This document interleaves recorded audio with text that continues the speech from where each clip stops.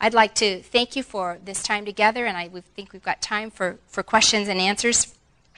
I'm totally available for that. Comments or questions or anything on your mind. I think we've got some time to do that. Yeah, in the back. I'm Lauren. Hey, Lauren. Thanks. I'm most interested in, we talk about, I have lots of things to share with you. I'll just try real briefly. We talk about slow and stop as ways to prevent HIV, because there are certain things that will actually slow the spread of the pandemic, and then there are other things that we think that can stop it. And slowing the pandemic is to support correct and consistent condom use every time. L is to limit the number of sexual partners. All kinds of studies have shown that the fewer sexual partners, the less chance you have of becoming HIV positive. To offer needle exchange where appropriate. To wait for sexual debut. The older someone is before they have their first sexual experience, also the less likely they are to become HIV positive. Doesn't mean it doesn't happen, but it just lowers it. So that's a proven ways to slow down the spread of HIV. We also talk about a stop strategy, which is a little more radical and a little more difficult to achieve, but believe it's possible. And one is to save sex for marriage. T is to train men and boys to treat women with respect and dignity. One of the ways that HIV is transmitted many times is sexual violence, and women around the world having very little power in their relationships to ask a partner to use a condom or to even talk about sex. And if they do, many times violence ensues. And so to teach men and boys to respect women and girls, and then to partner with one person for life, marriage. I mean, those all go together. They all work, and we've tried to be comprehensive and not just one or the other. But yeah, the question, if you didn't hear her, is she said, do you know statistics that show like how many people were infected through a certain way? They were either through their own behavior, through rape, through childbirth, through blood transfusion, whatever. And I'm sure somewhere at the UN level they've got some of those stats, but it's very hard to ascertain that, because the fact is so many people, at least a fourth of people in the United States, don't even know they're positive. So it's really hard to get really good numbers on the question you're asking. But we do know that one of the myths in the United States, at least one of the myths that I grew up thinking, was that HIV was a gay disease, and it is not. 51% of the people in the world who are infected with HIV are women. Around the world, it is more commonly a heterosexual, spread through heterosexual contact. So that's a myth, even though that is about 60% of the people in the United States are either gay or bisexual, but worldwide that statistic is not repeated. The point is, and for me, the bottom line is it doesn't matter. That's kind of where you get to. It doesn't matter if somebody was careless or somebody was raped, or, of course we care about people's pain, but at the end of the day, it doesn't change how we respond. How somebody became infected is not the operative question. The operative question is, how can I help you? If people want to tell you their story after you get to know them in a relationship, you may come to find those pieces of information, but they're certainly not relevant as we began in ministering, caring for people who are positive. I saw other hands a minute ago. Sorry, yes. We have an HIV support group for people who are infected and for their family members. We have formed care teams, which is people who have been taken 6 hours of training, and they make a commitment to somebody who is positive to just come alongside in a relationship for a minimum of 6 months. So it might be 3 people in a care team who provide rides to the doctor, simple household chores, clean their house. Hey, I've got tickets to the Angels game. You want to come with me and my family? It's about relationship, those care teams. It's not about giving money per se. It's relationship. We hold training events. We've done 3 global summits on AIDS in the church that have attracted, 3,000 people at a time. The top AIDS researchers, doctors, physicians, social workers, from the UN to presidential candidates. It's a very big deal trying to spread the message through the faith community that HIV is something that all the faith communities need to address, and then provide education and information to them. So, from support groups to care teams to informational events to we do World AIDS Day events. We have a global outreach in Rwanda in particular. We have a pilot project in Rwanda where we're trying to address healthcare inequities by training and equipping community healthcare workers through the churches, at the same time strengthening the local hospitals so that there is this tremendous linkage and that people get primary healthcare in ways that they never would have gotten. So it's both local and global, some of the things that we've done. Well, the last 7 years I've done a ton of traveling. My own family situation, my daughter has been pretty ill the last few months, and so I've had to curtail some of the speaking that I do. You know, I kind of look at life as a big adventure. You know Polaroid cameras? You remember Polaroid cameras? How you take the picture and then out comes this little gray piece of photographic paper. That's the way I kind of feel life is. You know, you get handed this little piece of gray photographic paper, and you look at it and you go, "What is that? Who is that? Is that Aunt Martha? I don't even know what I'm looking at."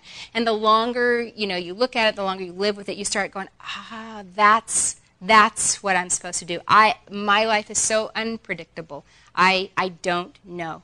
It is an adventure where I wait to see what's next. I never thought I'd be an HIV advocate to begin with, let alone what's next. I don't know. I really am passionate about orphans and believe that we have an enormous responsibility to those 138 million kids, and so increasing some advocacy for the orphans in the world. Did you know, sorry, I have to answer this one in this way, that in the United States there are 500,000 kids in the foster care system, and of those 118,000 are adoptable.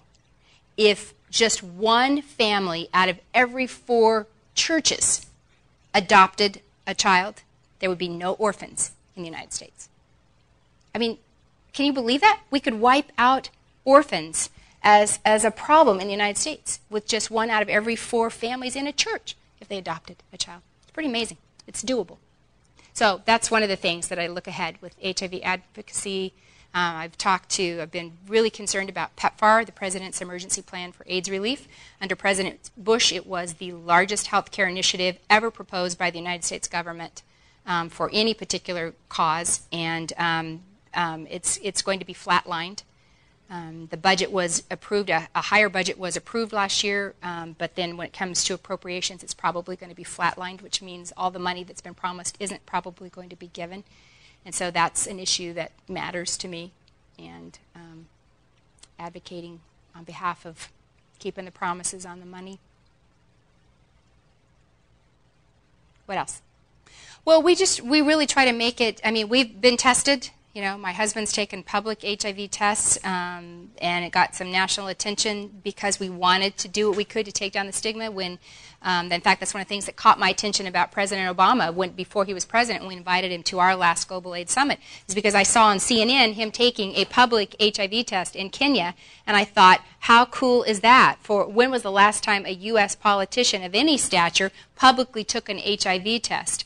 And that really attracted me to his courage to be able to do that. So I think wherever we go, we encourage the pastors to be the first ones, or the church leaders, whoever the leaders are in a faith community. We encourage them to be the first ones to be tested publicly so that they can set the example for the rest of their community to say, look, you can do it, it's no big deal. If you become positive, we're not going to push you away. You're going to be enfolded into the faith community. This is the place you want to go, not run from. So we really think that faith leaders should be the ones to lead the way. And then when they do, then it makes it easier for other people to get tested and not be afraid. Were you just brushing your hair? The more rural the area, you can pretty much assume it's going to be less knowledge, about HIV. A lot of the school systems, particularly in Africa, because it is such a huge problem in Africa, have HIV training in the schools, HIV information and training. But the further you get away from a city, there's going to be less and less people who know. But that's, again, where the faith community, not just churches, but all faith communities, because they're present. The faith community is present in every little nook and cranny of the world. And so if faith communities, regardless of what religion they are, if they'll take the responsibility, they already exist right there. They're trusted people in the community to pass on the information. It's one of the underutilized ways to get information out through that existing networks. Yeah? What are the other big organizations that are working on AIDS today, just throughout the world? Oh, gosh. The Global Fund, the UNAIDS, PEPFAR through the U.S. government. There's a lot of NGOs, non-government organizations, World Vision, Compassion, the Global Business Fund against fight against AIDS. In Africa, there's one called OFLA, the Organization of African First Ladies Against AIDS. There's got about 41 or so of the First Ladies involved. And then there's a zillion mom and pop organizations, literally a zillion. I mean, I can't even count all the different ones. They're innumerable. But the biggest ones are probably UNAIDS, Global Fund, PEPFAR. Did I leave out anything? Anybody else know? Did I leave out one? I think those are the biggest ones. How much is the money for PEPFAR? So they're flatlining? Sorry, from the previous budget years. Yes, so it's the coming budget year. After they approve it, then it has to be actually appropriated. It's like Congress said, okay, we passed this law, but then they have to go back and actually release the money. And they haven't released the money. So they're still going on, but they're just not releasing it at the levels that were promised last year. So it hasn't stopped. It would be tragic if that money were to stop. Millions of people would die. They would die. So they can't stop it, but hopefully they'll keep increasing it. Question, please. Yeah, sorry. She said I had said 8 to 11. It's closer to 11% of people actually have access to these antiretroviral drugs. She said how many of those people are in third world countries, and I said most of them, because the greatest preponderance of HIV is in southern Africa. So Russia, China, India, the Caribbean. The United States has over 1 million people, as we said, who are infected, but out of 33 million people infected worldwide, the vast majority are in poor, low-income countries. Thanks, you guys. I'll stand around, be glad to talk to you, but I appreciate your attention.